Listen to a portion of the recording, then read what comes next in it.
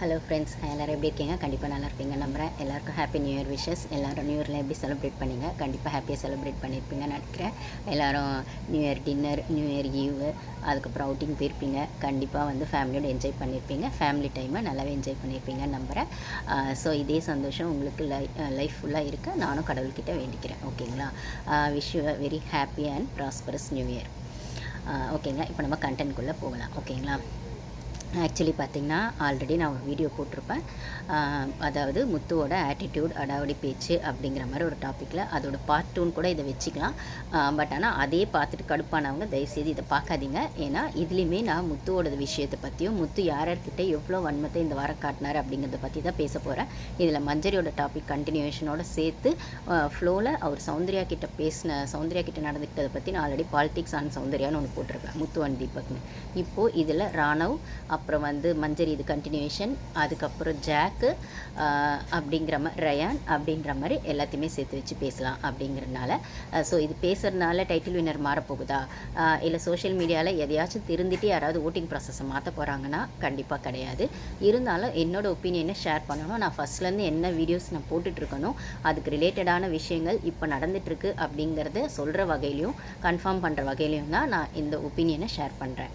ஓகேங்களா? அதுக்கு முன்னாடி நம்ம சேனலுக்கு ஃபஸ்ட் டைம் வரவங்க சப்ஸ்கிரைப் பண்ணிக்கோங்க. உங்களுக்கு வீடியோஸ் பிடிச்சிருந்தா லைக் பண்ணுங்கள், பிடிச்சவங்களுக்கு ஷேர் பண்ணுங்கள். நான் இதில் வந்து யாரோட பிஆரும் கிடையாது. முத்து மேலேயும் மற்றவங்க மேலேயும் எனக்கு எந்த கோவமோ பர்சனலோ எதுவுமே கிடையாது. அப்படின்னும்போது ஒரு ஷோவாக தான் பார்க்கணும். எண்ட் ஆஃப் த டே ஒரு கேம் தான். அதுனாலுமே அதில் குறைஞ்சபட்ச நியாயத்தோடு விளையாடணும். அப்படின்னும்போது முத்துக்கு ஒரு நியாயம், மற்றவங்களுக்கு ஒரு நியாயமானு கேட்டால் எல்லாருக்கும் கேமை பொறுத்த வரைக்கும் ஒரே நியாயம் தான் அப்படிங்கிறது தான் என்னோடய எத்திக்ஸ். ஸோ அந்த வகையில் தான் நான் ரிவ்யூ பண்ணுறேன் அப்படிங்கிறத நான் நம்புகிறேன். ஓகேங்களா? வாங்க இப்போ நம்ம கண்டென்ட்குள்ளே போகலாம். நான் வந்து ஆல்ரெடி பார்ட் 1 வீடியோவில் முத்தோட நடவடி பேச்சு அப்படின்னு சொல்லும்போது அதோட கண்டினியூஷனாக அதில் இன்னொரு கான்ட்ரவர்சி என்ன வரும் அப்படின்னு பார்த்தீங்கன்னா, இந்த வாரம் நாமினேஷன் ப்ராசஸில் வந்து ராணவ் வந்து மஞ்சரியை நாமினேட் பண்ணும்போது வந்து அந்த ஒரு சக்கரை பஞ்சாயத்து சொல்லியிருப்பார். ஏதோ வந்து சக்கரை வந்து அவங்க எடுத்து அது என்னன்னு தெரியல, 24/7 நான் பார்க்கல. அதாவது ஒரு வாரமாக நானுமே ஆல்ரெடி சொல்லியிருப்பேன், ட்ராவலில் இருந்தோம் அப்படிங்கிறதுனால பெருசாக நடுநடுவில் தான் பார்த்தா, ஃபுல்லாக லைவ் பார்க்கல. அப்படின்னும் போது ஏதோ ஒரு இடத்துல மஞ்சரி வந்து கிச்சன் இன்சார்ஜ் கிட்ட கேட்காம சுகர் எடுத்து சாப்பிட்டுப்பாங்க போல இருக்குது. இது களவாணித்தனம் அப்படிங்கிற மாதிரி ஒரு வார்த்தையை முத்து ஸ்ட்ராங்காக சொல்கிறாரு. எப்பயுமே முத்து வந்து தமிழ் வார்த்தை யூஸ் பண்ணுறதாகட்டும், மோஸ்ட்லி அவர் தமிழ் வார்த்தையை தான் ஸ்ட்ராங்காக யூஸ் பண்ணுவார். அப்படின்னாலுமே தேவைப்படுற இடத்துல இங்கிலீஷ் வார்த்தை, அதாவது தமிழ் வார்த்தை இங்கிலீஷை விட ஸ்ட்ராங்காக இருக்கும்னா அந்த இடத்துல ஸ்ட்ராங்காக யூஸ் பண்ணணுமா, மைல்டாக தெரியணுமா அப்படிங்கிறத யோசித்து தான் அவர் இங்கிலீஷ் வார்த்தை யூஸ் பண்ணணுமா தமிழ் வார்த்தை யூஸ் பண்ணணுமா அப்படிங்கிறத தெரிஞ்சு யூஸ் பண்ணுவார் அப்படின்னு நம்ம சொல்லலாம். ஒரு வார்த்தை வந்து பார்த்திங்கன்னா இங்கிலீஷில் பேசுகிறதுக்கும் தமிழில் பேசுகிறதுக்கும் நிறைய வித்தியாசம் வரும். மீனிங் ஒன்று தான் அப்படின்னு வச்சுக்கிட்டாலுமே ஒருத்தங்களை வந்து ஹாஷாக சொல்கிறதுக்கான வார்த்தை இங்கிலீஷில் சொல்லும்போது அது பெருசாக வந்து தெரியாது, சட்டிலாக தெரியும். ஆனால் அதே வார்த்தையை தமிழில் டிரான்ஸ்லேட் பண்ணி சொன்னால் ரொம்பவே ஹாஷாக தெரியும்னா எந்த இடத்துல இங்கிலீஷையும் தமிழையும் மாற்றி யூஸ் பண்ணோங்கிறது முத்துக்கு நல்லாவே தெரியும் போது அந்த சர்க்கரை எடுத்து வந்து முத்து வந்து அதாவது மஞ்சரி வந்து சாப்பிட்டாங்க அப்படிங்கிற இடத்துல களவாணித்தனம் அப்படிங்கிறது யூஸ் பண்ணியிருப்பார் போல். இது வந்து மஞ்சரி கேட்டு அது நீ கூட தானே அந்த வார்த்தை யூஸ் பண்ண, அது வந்து அந்த வாரம் கிச்சன் இன்சார்ஜ் கிட்டே கேட்டு தான் சாப்பிட்ணுங்கிற மாதிரி எந்த ஃபார்மேட்டும் இல்லை. அதனால் நான் செஞ்சேன், அதுக்கப்புறம் நான் ஒத்துக்கிட்டேன், நான் வந்து அதை ரியலைஸ் பண்ணிட்டேன் அப்படின்னு சொல்லுவாங்க. ஆனால் அதே காரணமாக வச்சு ராணுவம் வந்து திருட்டுத்தனம் அப்படிங்கிற மாதிரி எதுவும் சொல்லியிருப்பார். இது களவாணித்தனம்னா அதுக்கு மீனிங் வந்து திருட்டுத்தனம் அப்படிங்கும்போது அது சொல்லும்போது அந்த இடத்துல மஞ்சரி ஒத்துக்கல அப்படிங்கிறத சொல்லி ராணவ் வந்து நாமினேட் பண்ணியிருப்பார் போல். அவங்க அப்படி செஞ்சதை ஒத்துக்கல அப்படின்னு சொல்லிட்டு இதை வந்து முத்து வந்து மஞ்சரி கிட்ட மீன் பண்ணுவார். நீ சாப்பிட்டதுக்காக அவங்க சொல்ல, நீ ஒத்துக்கலான்றதுனால அப்படி சொன்னாங்க அப்படிங்கிற மாதிரி. ஸோ வந்து நீயுமே அந்த இடத்துல என்னை வந்து என்ன சொல்கிறது, அந்த வாரம் கிச்சன் இன்சார்ஜ் சரியில்லை அப்படின்னு சொன்னாலுமே அந்த வாரம் அந்த கிச்சன் ஃபார்மேட்டில் கேட்டுட்டு தான் சாப்பிட்ணுங்கிற மாதிரி ஒன்றும் இல்லை. அதனால் நான் பண்ணிவிட்டேன், அதுக்கப்புறம் நான் ரியலைஸ் பண்ணிட்டேன்னு அவங்க சொல்லுவாங்க. போன வாரம் கேப்டன்சியே இல்லைன்னு நினைக்கிறேன். ஸோ அவங்கவுங்க இஷ்டத்துக்கு அவங்கவுங்க ஒன்று பண்ணியிருப்பாங்க, அந்த லீடு எடுத்திருப்பாங்க. ஏன்னா போன வாரம் தான் அந்த கேப்டன்சி டாஸ்கில் அந்த பவித்ரா யார் கேப்டன்சி அப்படிங்கிற பஞ்சாயத்து வந்திருக்கும். அதனால் கேப்டன்சியே இல்லைன்னும் போது அது நடந்திருக்கு போல இருக்குது.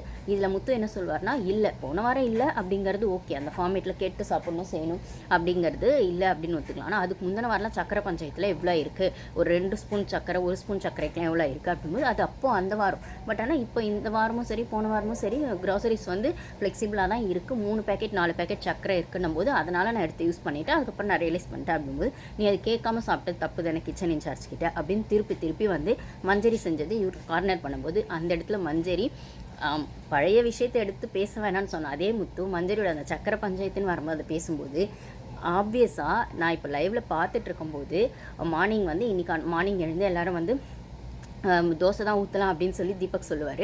பட் ஆனால் அந்த தவா சரியில்லைன்னும் போது சௌந்தர்யா வந்து அது யாரோ பொறுமையாக ஊற்றணும், தவா வந்து கரெக்டாக வருமானு தெரில, மாவு இருக்குது ஆனால் தவா சரியில்லாதனால கரெக்டாக பொறுமையாக ஊற்ற முடியுமான்னு தெரில அப்படின்னு தீபக் சொன்னோடனே சௌந்தர்யா இல்லை நான் ஊற்றுறேன், ட்ரை பண்ணுறேன் அப்படின்னு சொல்லுவாங்க. ஷோரான்னு கேட்பாரு. சரி ஓகேன்னு. ஆனாலுமே அவங்க வந்து மாவு எடுத்து ஊற்றுறதுக்குள்ளேயே பவித்ராலாம் வந்து பிரேக்ஃபாஸ்ட்டுக்கு என்ன சாப்பிடணும் அப்படிங்கும்போது அவங்க வந்து டைனிங் டேபிளுக்கு வந்து ப்ரெட்டும் ஜாமும் வச்சு சாப்பிட ஆரம்பிச்சிருவாங்க. ரயான் தான் அங்கே இருப்பார். ஸோ ப்ரெட்டு ஜாமு அவர் வந்து இது பண்ணும் இது எக்ஸசைஸ் பண்ணோம் அப்படிங்கிற மாதிரி ஒர்க் அவுட் பண்ணோம் அப்படிங்கிற மாதிரி ரயான் போயிடுவார். ஸோ லிவிங் ஏரியாவில் பவித்ரா மட்டும் டைனிங் டேபிளில் உட்காந்து ப்ரெட்டு ஜாம் வச்சு தடவி சாப்பிடுவாங்க. அப்போ அந்த இடத்துல மஞ்சரி கிராஸ் பண்ணி வந்தோன்னே மஞ்சரி குளிச்சியான்னு கேட்பாங்க. இல்லை இன்னும் குளிக்கல அப்படின்னு சொல்லுவாங்க. மஞ்சரி பாத்ரூம் வந்து ஃப்ரீயாக இல்லை அப்படின்னு சொல்லும்போது சரி ஓகே ப்ரெட் சாப்பிட்றியானா இவங்க ரெடி பண்ணி வச்சிருந்த ப்ரெட் ஜாம்லேருந்து ஒரு பீஸ் எடுத்து மஞ்சரி கொடுப்பாங்க. ஷோரான்னு கேட்பாங்க. மஞ்சரி ஓகேன்னு சொன்னோன்னே அப்போ நீ வேறு எடுத்துக்கிறியான்னு கேட்பாங்க. மஞ்சரி ஓகே நீ எடுத்துக்கோ, நான் வேணா வேறு எடுத்துக்கிறேன்னு சொல்லுவாங்க. ஷேர் பண்ணி சாப்பிடுவாங்க. ஸோ இதே டைமில் வெளியில் பார்த்தீங்கன்னா தீபக் வந்து இப்போ என்ன பண்ணலான்னு இப்போ தோசை ஊற்றணும் போல், ஆனால் அவங்கள ப்ரெட் ஜாம் எடுத்து சாப்பிட்டாங்க போலையே அப்படின்னு சொல்லிக்கிட்டே உள்ளே வருவார் கார்டன் ஏரியாவிலேருந்து. ஸோ எங்கள் தோசைலாம் எடுத்து ப்ரிப்பேர் பண்ணுறதுக்கு முன்னாடி அவங்களுக்கு தேவைன்னு அந்த ப்ரெட்டெல்லாம் சாப்பிட ஆரம்பிச்சிட்டாங்கன்றது தீபக் சொல்வார். அதுக்கப்புறம் வந்து இது பேசிகிட்டே இருக்கும்போதே வந்து மஞ்சரியும் பவித்ராவும் அந்த ப்ரெட் ஜாம் வந்து ஷேர் பண்ணி சாப்பிட்டுக்கிட்டே இருக்கும்போதே அந்த இடத்துல முத்து வந்து கிராஸ் பண்ணுவார். அவர் வருவார் டைனிங் டேபிளுக்கு. வர பட்சத்தில் என்னமோ ஒரு கலாய்ப்பார் போல். அதுக்கு வந்து மஞ்சரி வந்து நீ எல்லாம் மனுஷனே இல்லை அப்படின்னு கிண்டலாக தான் சொல்லுவாங்க. இந்த டாபிக் இப்படி போன உடனே அவர் பேசிக்கிட்டே இவங்க வந்து டைனிங் டேபிள் உட்காந்து ஜாம் சாப்பிட்றாங்க, பிரெட் ஜாம் சாப்பிட்றாங்க மஞ்சரியும் பவித்ராவும். அவர் வந்து கிச்சன் டேபிள் கிட்டேயே போயிட்டு அங்கேருந்த பனானா ஒன்று எடுத்துகிட்டு ஆப்வியஸாக வெளில வந்து சாப்பிட்டுக்கிட்டே வருவார். அப்போ தான் அவர் ஏதோ ஒன்று சொல்லவும் மஞ்சரி நீ எல்லாம் மனுஷனே இல்லை அப்படிங்கிற மாதிரி கிண்டலாக தான் ஏதோ சொல்லியிருப்பாங்க. அதுக்கப்புறம் தான் இந்த வந்து கான்வர்சேஷன், இந்த ஒரு டீப் கான்வர்சேஷன் மஞ்சரிக்கும் முத்துக்கும் நடக்கும். அது வந்து முத்துவாக்கு வெளில மஞ்சரியை கூப்பிட்டு பேசினாரா அப்படிங்கிறது என்னன்னு தெரியல, நான் சரியாக கவனிக்கல. பட் ஆனால் 2 பேரும் உட்காந்து கார்டன் ஏரியாவில் பேசும்போது மஞ்சரி வந்து இந்த இடத்துல சக்கரை பஞ்சாயத்தை முத்து கொண்டு வந்தேனே, இப்போ நீ வந்து காலையில் வாழைப்பழம் எடுத்து சாப்பிட்டல, அப்போ வந்து கிச்சன் டீம் கிட்டே கேட்டியா, கிச்சன் இன்சார்ஜ் கிட்டே கேட்டியான்னு ஒரு கொஸ்டினை ஸ்ட்ராங்காக எடுத்து வைப்பாங்க. நானுமே அதை பார்த்தா அந்த இடத்துல சௌந்தர்யாலாம் யாருமே இல்லை, பவித்ராவும் மஞ்சரி தான் இருக்காங்க. சௌந்தர்யாவும் யார்கிட்டையும் வந்து அதாவது பவித்ராவும் யார்கிட்டையும் வந்து ப்ரெட் எடுத்துக்கிற செய்கிறேன்னு சொல்லலை, மஞ்சரியும் வந்து சாப்பிடும்போது எதுவும் கேட்கல.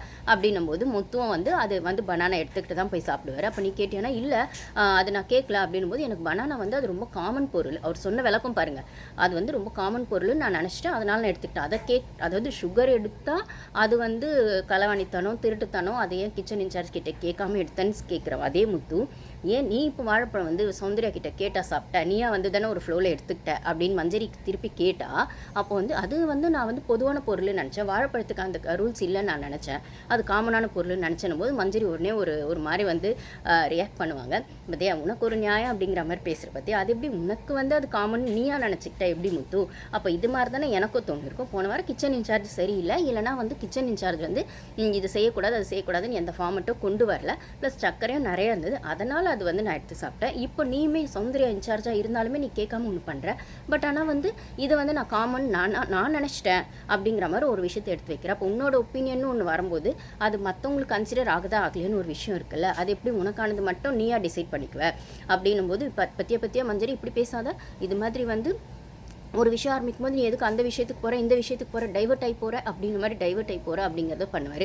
அப்போ இவர் என்ன டைவர்ட் ஆகி பண்ணுறாரு அப்படிங்கிறத நம்ம யோசிச்சோன்னா, இவர் எவ்வளோ விஷயம் பண்ணியிருக்காரு. ஒரு டாபிக் ஆரம்பிக்கும் போது அது முன்னாடி பின்னாடி அனலைஸ் பண்ணி ஃப்யூச்சர் அப்படி இப்படின்னு அனலைஸ் பண்ணி தானே இவர் ஒன்று பேசுவார். இவர் பேசுறது தான் நம்மளுக்கு தெரியுமே. அப்போ அதே மஞ்சரி அந்த ஸ்பாட்டில் நடந்ததை அப்போ நடந்ததை கேட்டால் அது தப்பா அப்படிங்கிற மாதிரி இருக்குது. இல்லை 2 நாள் முன்னாடி இந்த வாரம் ஃபுல்லாக டாஸ்க்கை பற்றி வீக்கெண்ட்லேயும் பேச தான் போகிறாங்க.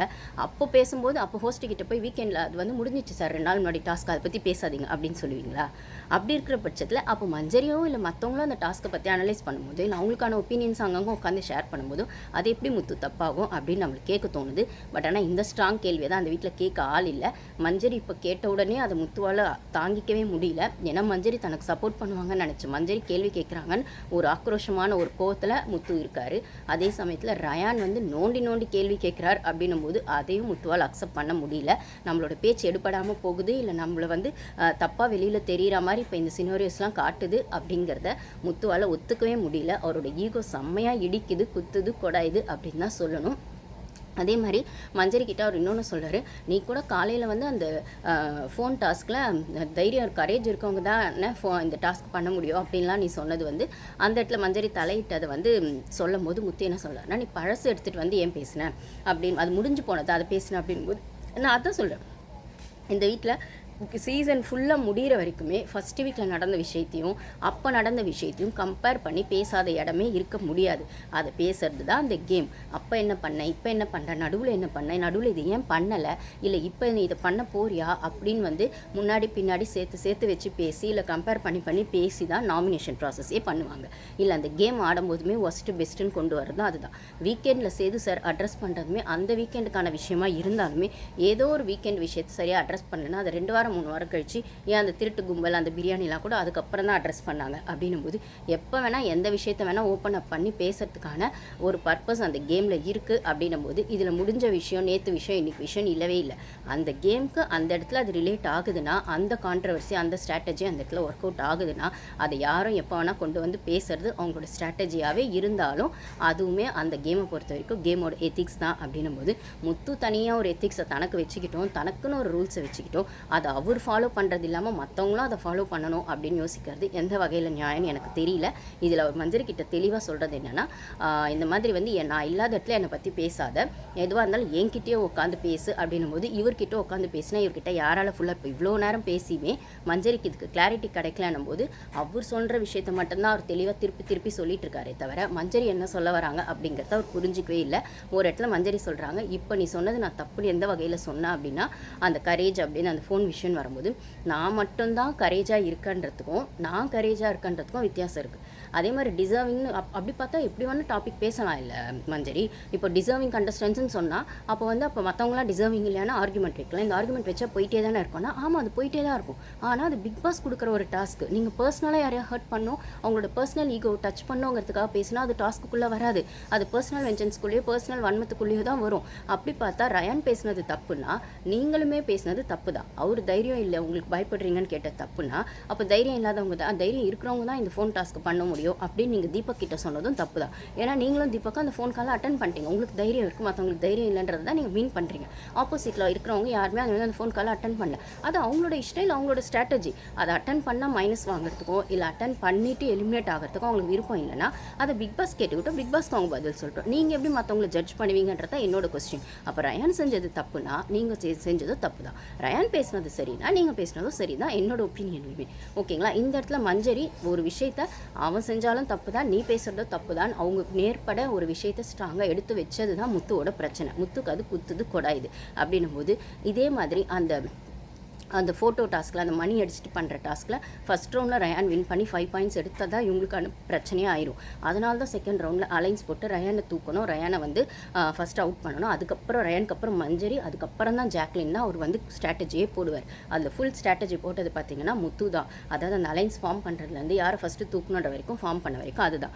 அதுக்கப்புறம் ஒரு ஸ்டேஜுக்கு அப்புறம் நமக்குள்ளே 5 பேர் இண்டிவிஜுவல் கேம் ஆடிக்கலான்னு சொன்னதும் முத்து தான். போது இந்த இடத்துல ராணவ் அவருக்கான விஷயத்தை எடுத்து வச்சு ஒரு இடத்துல அவருக்கு அந்த கை ஃபிட்டாக இல்லை அப்படின்னும் போது என்னால் ஓட முடியாது, இல்லை உங்களுக்கான அந்த ஒரு ஸ்ட்ராங்கை நடுவில் ஓடி என்னால் கொடுக்க முடியாது அப்படின்னும் போது நான் டக்குன்னு அந்த மணி எடுத்துகிட்டு போயிட்டேன் அப்படின்னும் போது அது அன்ஃபேர் கேம் அப்படின்னு சொல்கிற வரைக்கும் தான் முத்துக்கு ஒரு என்ன சொல்கிறது ஒரு நியாயம் இருக்குன்னு கூட வச்சுக்கலாம்.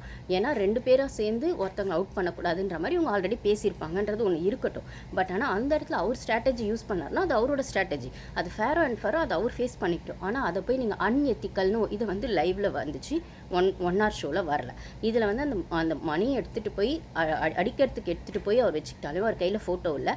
அருண் அந்த இடத்துல முத்துவோட ஃபோட்டோ எடுத்துகிட்டு வந்தோடனே அருண் கையில் அவர் மணியை கொடுத்தது தான் தப்புன்னு ரொம்ப நேரம் இப்போ எப்படி மஞ்சரி கிட்ட ஆர்கியூ பண்ணாரோ அவ்வளோ நேரம் ஆர்கியூமெண்ட் அருண் கிட்டேயுமே ராணுவ கிட்டேயுமே போகுது. இதில் அருண் அவர் தப்பு சொல்கிறத விட ராணுவ பண்ணதுக்கு அருண் போனதுனால தப்புன்னு சொல்கிறாரு அப்படின்னும் போது 2 பேரும் பிளான் பண்ணி தான் பண்ணாங்கன்னும் போது அந்த டைமுக்கு அந்த ஹீட் ஆஃப் த மூமெண்ட்டில் அது எல்லாருக்குமே தப்பாக தான் பட்டுது. அதாவது மஞ்சரிக்கு, தீபக்கு, எல்லாருக்கும் எல்லாருக்குமே வந்து ஓகே 2 பேரும் பிளான் பண்ணி பண்ணியிருக்காங்க போல் அப்படிங்கிற மாதிரி தான் தோணுச்சு. அதுக்கப்புறம் கேட்கும்போது ஒரு கிளாரிட்டியோட என்ன சொல்கிறாங்கன்னா, ராணுவ வந்து நான் எனக்கான விஷயத்துக்காக நான் ஒரு ஸ்ட்ராட்டஜி பண்ணேன். ஏன்னா எனக்கு கை சரியில்லை, என்னால் அவங்களுக்கு ஈக்குவல் டஃப் கொடுத்து ஓட முடியலன்னும் போது நான் வந்து மணி எடுத்து வச்சுட்டு என் ஃபோட்டோ யாராவது எடுத்துகிட்டு வந்தால் அதை வாங்குறதுக்காகவும் இல்லை அவங்கள கண்ட்ரோல் பண்ணுறதுக்காகவும் எடுத்தங்கிறாங்கல்ல தான் அவர் சொல்கிறார். ஆனால் அந்த டைம் பார்த்து அருண் ஃபஸ்ட்டு வந்ததுனால அருண் கையில் என் ஃபோட்டோ இல்லைன்னு தெரிஞ்சு போயிடுச்சு அப்படிங்கிறத அவர் தெளிவாக சொல்கிறார். அப்போ முத்துதுன்னு தெரிஞ்சுதான் நீ பண்ணியான்னு யாரோ அங்கே கேட்குறாங்க. பவித்ரா யாரோ கேட்கும்போது முத்துதுன்னு இல்லை, அதில் க்ரீன் ஷர்ட் இருந்தது, க்ரீன் ஷர்ட்னா கண்டிப்பாக என்னோடது இல்லைனமோ வேறு யாருது தானமோ, அதுக்கப்புறம் அது முத்துதுன்னு தெரிஞ்சிச்சு நான் கொடுத்துட்டேன் அப்படின்னும் போது இது அவங்களோட ஸ்ட்ராட்டஜியாக இருக்கலாங்க. அப்போ வந்து அது எப்படி முத்து தப்புன்னு சொல்ல முடியும் அப்படின்னா, இந்த இடத்துல இதை பற்றி சௌந்தர்யாவும் பவித்ராவும் பின்னாடி பேசுறது என்னன்னா, ஏன்னா இது ரொம்ப நேரம் ஆர்கியூமெண்ட் லைவ்ல போகும்போது அருண் செஞ்சது தப்பு, இல்லை அருண் ராணுவுக்கு துணை போனது தப்பு, ராணுவ அன்எத்திக்கலாக கேம் ஆடிட்டு அன்எத்திக்கலாக இந்த இடத்துல ஏன் தமிழ் வார்த்தையை யூஸ் பண்ணாமல் இங்கிலீஷ் வார்த்தையை முத்து யூஸ் பண்ணாருன்னு ஒரு பெரிய டவுட் வருது நம்மளுக்கு.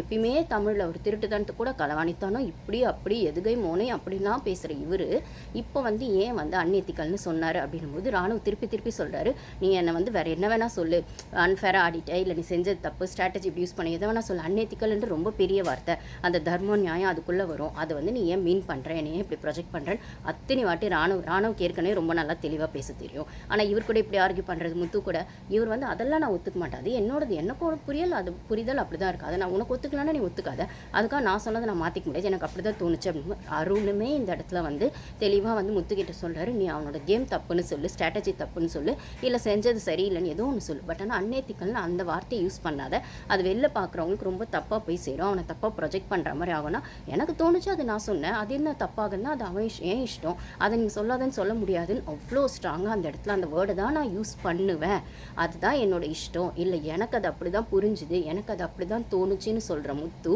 இன்னைக்கு வந்து ரயான் வந்து பயப்படுறீங்க அப்படின்னு சொல்கிற பட்சத்தில் அது அவருக்கு தோணுச்சு, அவரோட ஸ்ட்ராட்டஜி, இல்லை அவருக்கு அது அப்படி தான் சொல்லணும்னு புரிஞ்சுது, அவர் சொன்னார்னா உங்களுக்கு ஏன் குத்துது, அவர் ப்ரோவோக் பண்ணலைன்னு சொன்னாலுமே அவர் ப்ரோவோக் தான் பண்ணுறாருன்னு நீங்கள் சொல்கிறீங்க முத்து அப்படின்னா, அவர் ப்ரோவோக் பண்ணுறது அவரோட விஷயமா இருக்கட்டும், அவர் ப்ரோவோக் பண்ணாலுமே நீங்கள் இக்னோர் பண்ணிட்டு போக வேண்டியது தானே, அந்த இடத்துல நீங்கள் தப்பாக தெரியுவீங்க, நீங்கள் ஆர்கியூ பண்ணுறீங்களா உனக்கு அவங்களுக்கான ஒரு ஸ்டாண்டுக்கு.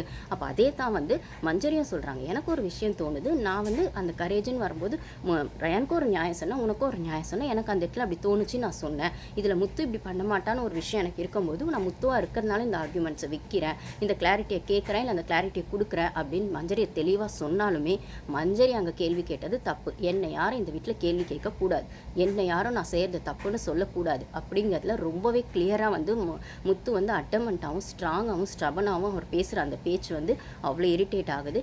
இவ்வளோ பேச்சு பேசுகிற முத்து கிட்ட ஒரு இடத்துல கூட தீபக் வந்து ஆர்கியூமெண்ட் பண்ணவே இல்லை, தப்போ சரியோ பேசவே இல்லை, எல்லா இடத்துலையுமே நேற்று நான் சௌந்தர்யா பாலிடிக்ஸ்னு சொல்கிற இடத்துல கூட முத்துக்கு அகெயின்ஸ்டாக ஒரு வார்த்தை கூட தீபக் பேசலை, இங்கேயுமே மஞ்சரி விஷயம் ரயான் விஷயம் அப்படின்னு வர இடத்துல எந்த இடத்துலையும் ஆர்கியூமெண்ட்டில் தீபக் வாயை திறக்கலை அப்படின்னும் போது தீபக்கோட மேனஸ்லாம் எங்கே போகுது, தீபக்கோட ஜென்யூனிட்டியில் எங்கே போகுது, ஒரு இடத்துல நியூட்ரலாக பேச வேண்டிய ஒரு விஷயத்துக்கு தீபக்கோட வாய்ஸ் அவுட் ஏன் வரலை அப்படிங்கிற கேள்வி வருது அப்படின்னும் போது இந்த இடத்துல தீபக்கும் முத்துக்கு சொம்பு தூக்குறாரா, இல்லை முத்துக்கு ஜால்ரா போடுறாரா, இல்லை தீபக் அப்படி இருக்க வைக்கிறதுக்காக தான் முத்து வந்து எப்போ பாரு தீபக்குக்கு ஜால்ரா போடுறாரா, அவங்க ஒய்ஃப் வந்துட்டு போனதுலேருந்தே ரொம்பவே தீபக்குக்கு ஜால்ரா போடுற முத்து, ஏன்னா தனக்குன்னு வந்து ஜால்ரா கூட்டத்தை ஒன்று செட் பண்ணி வச்சுட்டாரு அப்படின்னு தான் சொல்லணும். ஆல்ரெடி அவருக்கான ஜால்ரா கூட்டம் நிறைய பேர் வெளில இருக்காங்க அப்படின்னு அவருக்கு தெரியுதோ தெரியலையோ தெரியல, அப்போ கண்டஸ்டன்ஸுக்குள்ளேயுமே அதே தான் இவரும் ஃபாலோ பண்ணுறாரு அப்படிங்கிற மாதிரி தான் நம்மளுக்கு தோணுது. முத்துக்கு சொம்பு தூக்க நிறைய பேர் இருக்கிற பட்சத்தில் உள்ளே இருக்கிற கண்டஸ்டன்ஸ்லையுமே இப்போ வந்து டைட்டில் வின்னராக ஆக போகிற முத்து அதாவது ஷோ முடிகிற நேரத்துக்கு, அதாவது ஸ்டார்டிங்கில் நெகட்டிவ் ஷேட் இருந்தால் அப்புறம் அது பாசிட்டிவாக மாற்றுறது வேறு, ஸ்டார்டிங்கில் மிஸ்டேக்ஸ் பண்ணி அதுக்கப்புறம் அது கொஞ்சம் கொஞ்சமாக ரியலைஸ் பண்ணியோ இல்லை ஸ்ட்ராட்டஜி மாற்றியோ ஆடுறதுங்கிறது வேறு. ஆனால் ஸ்டார்டிங்கெல்லாம் நல்ல விதமாக பிபி டீம் அவரை காட்டிட்டு இப்போ டைட்டில் வின்னருன்னு காட்டுற பட்சத்தில் இப்போ வந்து இவருக்கான நெகட்டிவ் ஷேடை வந்து இப்படி காட்டுறது வந்து மொத்தம் டைட்டில் வின்னர் ஆக்க தான் போகிறாங்க. அப்போ நெகட்டிவ் ஷேட் இருக்கிற ஒரு ஆளை தான் டைட்டில் வின்னராக ஆக்க போகிறாங்களா அப்படின்னு நம்மளுக்கு ஒரு கொஸ்டின் வருது. இவ்வளோ ஆட்டிடியூட் பர்சனை தான் டைட்டில் வின்னராக ஆக்க போகிறாங்களா அப்படின்னு ஒரு கொஸ்டின் வருது.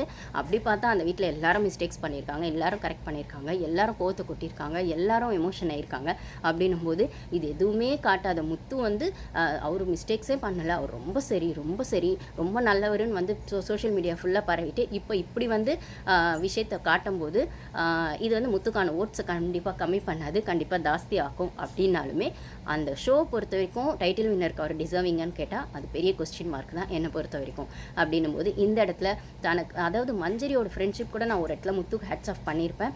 அந்த ஆண்டகனிஸ்ட் ப்ரோட்டகனிஸ்ட் அப்படின்னு ஒரு கான்ட்ரவர்சி வர பட்சத்தில் மஞ்சரியோட பாசிட்டிவ் ஷேடை நான் வெளில பார்த்துருக்கேன், நீங்களாம் நெகட்டிவ் ஷேட்னு சொல்கிறீங்க, ஆனால் மஞ்சரியை நான் பாசிட்டிவ் ஷேடில் வெளில பார்த்துருக்கேன்னு சொல்லும்போது நான் கூட ஹேட்ஸ் ஆஃப் டு முத்துன்னு சொல்லி ஒரு வீடியோ போட்டிருப்பேன். மஞ்சரி அந்தளவுக்கு வந்து அவர் வந்து ஃப்ரெண்ட்ஷிப் இம்பார்ட்டன்ஸ் கொடுத்து பேசினார் அப்படின்னு. ஆனால் இப்போ யோசிச்சு பார்த்தா அதுவுமே ஒரு ஸ்ட்ராட்டஜின்னு தான் எனக்கு தோணுது. அதாவது அந்த வீட்டில் எல்லாராலையும் கார்னர் பாடப்படுற மஞ்சரிக்கு வந்து சப்போர்ட் பண்ணால் தனக்கான ஓட்டு இன்க்ரீஸ் ஆகும், தன்னை நல்லவன்னு ஒரு கூட்டம் நம்பும், இல்லை நம்ம ரொம்ப நியாயமாக இருக்கும்னு நம்பி நம்மளுக்கு ஓட்டு போடுவாங்க. அப்படின்னும் போது இந்த இடத்துல மஞ்சரி தப்பாகவே இருந்தாலும் ஒரு ஃப்ரெண்ட்ஷிப் இம்பார்ட்டன்ஸ் கொடுத்து நான் மஞ்சரிக்கு சப்போர்ட் பண்ணுறேன் போது நான் எவ்வளோ பெரிய ஆள் அப்படிங்கிறத காட்டுறதுக்காக தான் முத்து அப்படி பண்ணாரோ. இன்றைக்கி அதே மஞ்சரி தன்னை கொஸ்டின் கேட்கும்போது அதை அக்செப்ட் பண்ணுற மென்டாலிட்டி வந்து முத்துக்கு இல்லையோ அப்படின்னும் போது இதை ஹோஸ்ட்டுக்கிட்டையுமே சௌந்தர்யா சொல்லியிருப்பாங்க, முத்துக்கு மிஸ்டேக்ஸ் அக்செப்ட் பண்ணுற மென்டாலிட்டி இல்லை, மற்றவங்க மிஸ்டேக்ஸை குறை சொல்கிற முத்து தன்னோட மிஸ்டேக்ஸை அக்செப்ட் பண்ணிக்க மாட்டாரு அப்படின்னு. இது பவித்ராவும் சௌந்தர்யாவுமே அந்த அலைன்ஸ் விஷயத்தில் பேசும்போது முத்து ஒரு ஸ்ட்ராட்டஜி போட்டார், அவர் ஒர்க் அவுட் ஆகும்னு நினச்சாரு, ஆனால் அது அவருக்கே பேக் ஃபயர் ஆயிடுச்சுன்னும் போது அவரால் அதை அக்செப்ட் பண்ண முடியல.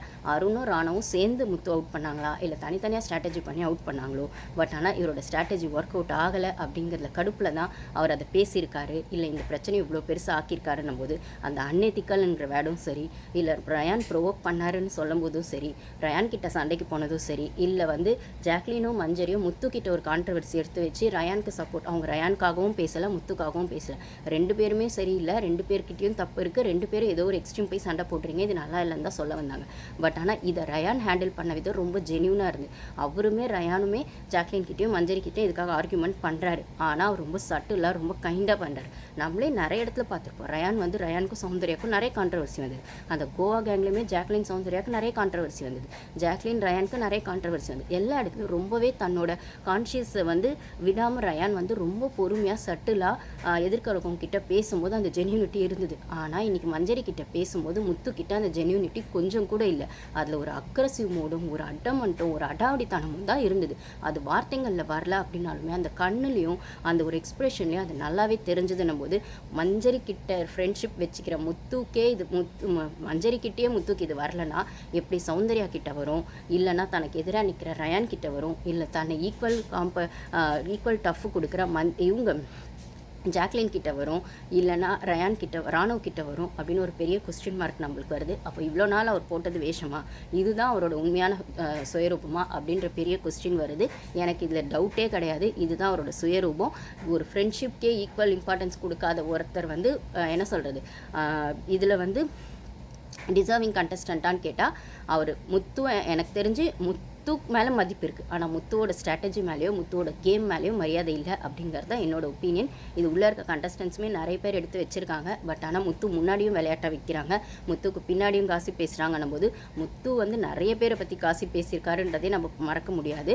அதாவது பாய்ஸ் டீம் ஆரம்பிக்கும் போது இப்போ இன்றைக்கி வந்து மஞ்சரி கிட்ட என்னை பற்றி பின்னாடி பேசாத, நான் இல்லாதப்போ பேசாதன்னா, இவர் பாய்ஸ் டீம் கிட்ட இருக்கும்போது பாய்ஸ் டீம் கூட பேசும்போது பாய்ஸ் டீம் கூட பாய்ஸ் வேஸ் கேர்ள்ஸ்ன்னு விளையாடும் போது தர்ஷா குப்தாவை ஜோக்கர்னு சொன்னது எந்த முத்து? தர்ஷா குப்தா பக்கத்தில் வச்சுட்டு தான் சொன்னாரா? அன்றைக்கான அந்த ஹோஸ்ட்டு அந்த வீக்கெண்ட் எபிசோட் ஆனோன்னு யாரை நீங்கள் ஜோக்கர் சொன்னீங்கன்னா தைரியம் இருக்கிற முத்து உன்னை தான் சொன்னேன் தர்ஷா குப்தாவை பார்த்து ஏன் சொல்லலை? சௌந்தர்யா என்ன சொன்னீங்கன்னு கேட்கும், இல்லை நான் உன்னை சொல்லலை தர்ஷா குப்தாவை தான் சொன்னேன்னு ஏன் சொல்லலை? தர்ஷிகாவை குதிரைன்னு சொன்னேன் அந்த விஷயம் வந்து தர்ஷிகா முன்னாடி உன்னை நான் இப்படி பேசியிருக்கேன்னு ஏன் சொல்லலை? ஜாக்லினை வந்து நாமினேட் பண்ணணும்னா வீக் ரீசன் சொல்லி தான் பண்ணணும், ஏன்னா ஒரு ஸ்ட்ராங் கண்டஸ்டன்ட்னு பின்னாடி நீங்கள் பேசவே இல்லையா ஜாக்லின் பற்றி?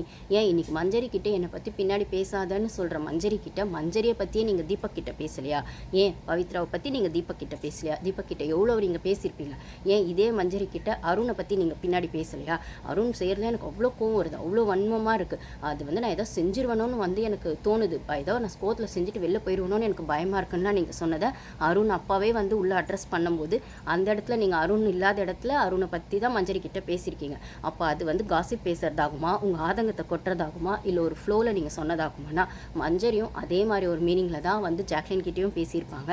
இல்லைனா இந்த கேமை பொறுத்த வரைக்கும் ஒருத்தர் பின்னாடி ஒருத்தர் பேசுறதுங்கிறது ரொம்ப காமனான விஷயம், ஆனால் அது குறைஞ்சபட்ச எத்திக்ஸோடு இருக்கணும். முன்னாடி ஒன்று பின்னாடி ஒன்று பேசினா தான் தப்பே தவிர அவங்களுக்கான ஒப்பீனியன்ஸ் எடுத்து வைக்கிறதோ இல்லை கேம் ஸ்ட்ராட்டஜிக்காக பேசுகிறதோ தப்பில்லை அப்படிங்கிறத என்னோட ஒப்பீனியன் போது இதில் புதுசு ரூல்ஸை இவர் தான் பிக் பாஸையே வந்து கிரியேட் பண்ணுறாரு, பிக் பாஸ் ஸ்கிரிப்ட் எழுதுறாருன்ற மாதிரி புதுசாக ஒன்றை வந்து முத்து கொண்டு வரதும் அதை முத்துவை கார்னர் பண்ணி மஞ்சரி கேள்வி கேட்கும்போது இவரால் அதை தாங்கிக்கவே முடியாமல் அந்த ஆக்ரோஷத்தை கொட்டுறதும், இதுக்கப்புறம் முத்து மஞ்சரி ஃப்ரெண்ட்ஷிப் எப்படி இருக்கும் அப்படிங்கிறது எனக்கு தெரியல.